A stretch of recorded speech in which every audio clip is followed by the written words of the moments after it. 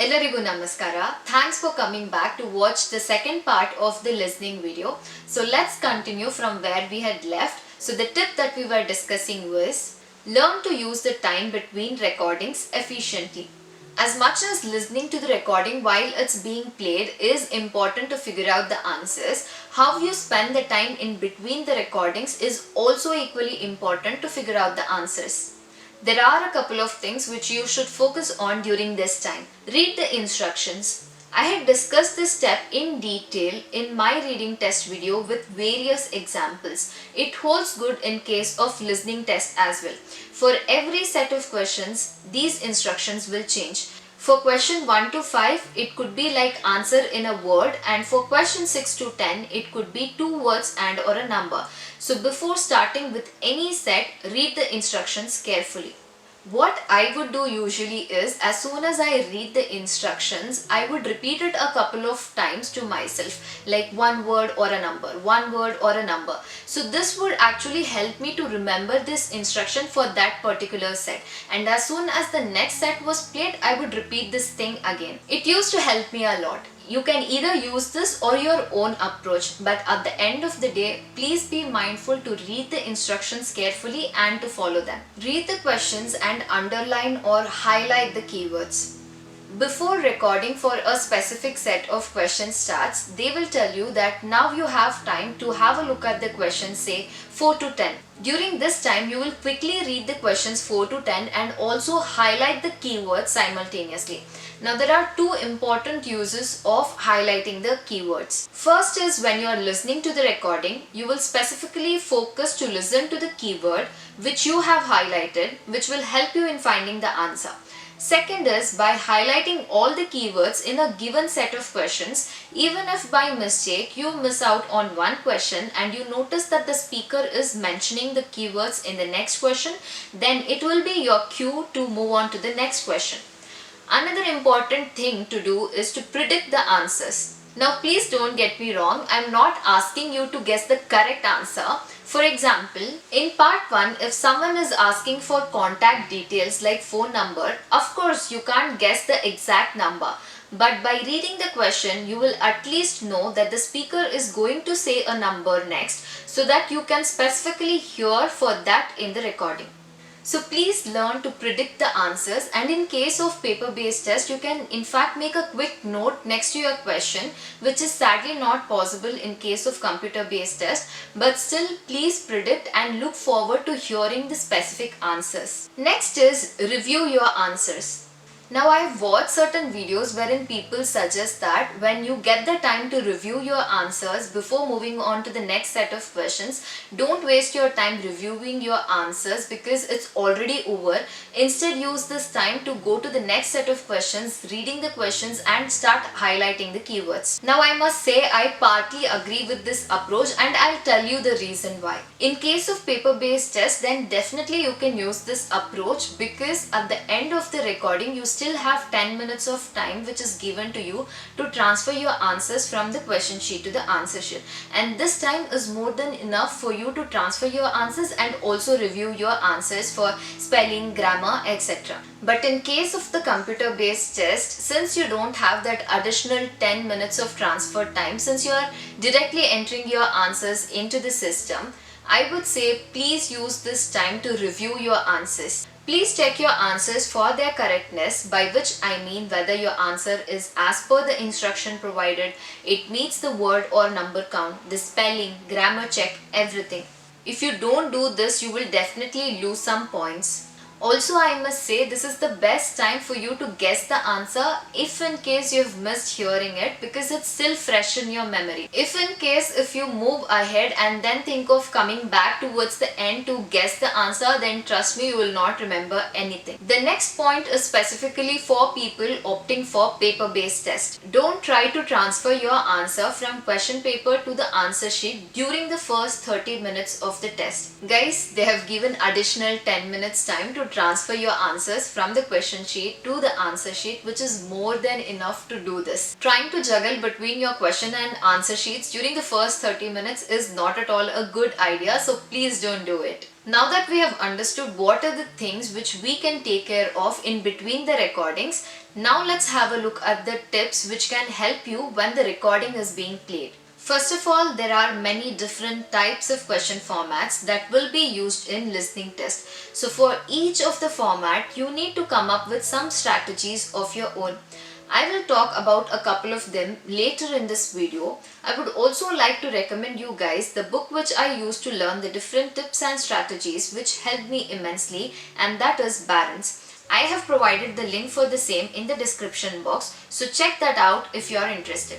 Previously, I had told you that focus on a given set of questions and not to navigate between different sets of questions or paths. But when it comes to within a set of questions, don't stick to one question at a time. Always you should be focused on two questions at a time. Let me tell you the reasons for it. First is, as I've already discussed in case of highlighting the keywords, for whatever reasons, if you miss out on hearing to the answer for a first question and if you don't know what are the next questions, then there are chances that you will miss out on hearing the answers for those questions while you're still waiting to hear the answer for the first question. As a result, you will end up losing a couple of points. This I have experienced personally while doing my practice test. The next reason is sometimes the answers comes in quick succession. So if you don't know what the next questions are, by the time you're writing down the answer for the first question, the recording would have moved on to the third question and you will end up losing points. That brings me to my next point. What to do when answers come in quick succession. It really gets difficult to write down the complete answers sometimes. For example, let's say 3 answers comes in quick succession. By the time you are writing down the answer for the first question, you start hearing the answer for the second question. And by the time you want to write down the answer for the second question, you already hear the third answer. You have two options in this case. Either to remember the second or third answer and write down the other. Trust me, I'll never recommend this unless you have an awesome memory which works perfectly fine even under pressure. Then please don't take this chance of remembering answers. Whenever I have tried doing this, I've always forgotten the answer. I'm not saying it will not work for you, but it's just that it never worked for me. So the other option which you have, which I personally used to practice, is to write down the short forms of the answers. I must say text messaging approach really helps here. For example, instead of writing the entire word requirement, I would rather write its short form. You can actually practice writing the short form of words while you're doing your practice test. You might actually ask me, what big difference will it make? It might hardly save you 1 or 2 seconds, but trust me, in listening test, even those 1 or 2 seconds also matters. Also, important thing to notice, if you're using this approach, then please don't forget to change the short form to the complete word later on, or else all this effort will go in waste. We saw what can be done when answers come in quick succession, but at the extreme end of this problem is when you don't hear the answers for a very long time. For sure, in every listening test you will experience this, and maybe they do this intentionally to check whether you can remain calm and trust your own listening skills. Sometimes it so happens that it would be more than 30 or 40 seconds or even more than a minute and you don't hear any answers for the next question. In such situations, please don't panic, and highlighting the keywords is one of the things which will come in handy during this time. If you don't hear mentioning of any of the keywords, then please trust yourself and continue listening carefully to the recording until the next keyword is spoken about. But there's a catch to this. What if the mistake is from your end and you would have missed hearing to an answer and you're just waiting hoping that the answer will come now, it will come now. Apart from losing concentration while you are listening to the recording, one of the most common reasons for this to happen is you do not understand synonyms and paraphrase. I've again spoken in detail about these two in my previous writing and reading videos, so do check them out if you want to understand about them in detail. So just like the reading test, they regularly use synonyms and paraphrasing in the listening test as well. You will hardly find direct answers here. For example, if you're waiting to hear the word enhance, in the recording they could instead say increase and you might miss out on grasping the answer. So please be mindful of this and work to better your synonyms and paraphrasing knowledge. Apart from synonyms and paraphrasing, one more trap that they can lay to check your listening skills is by changing the answers, and they most probably use this at least once in the test. There are two ways by which this is done. First way is giving out an answer and then changing it. For example, if the question is the cost of pen is dash, in the recording they will say the cost of this pen is $5, and then they will change the answer and will be like, wait a minute, we have a discount offer going on and it will cost you $4 if you purchase it today.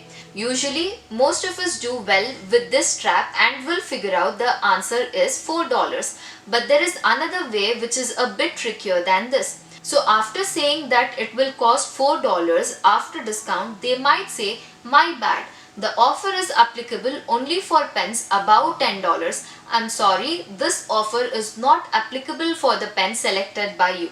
So it will cost you the actual price. So you see, now they're saying that the first price they quoted is the actual cost, but they're not mentioning it directly.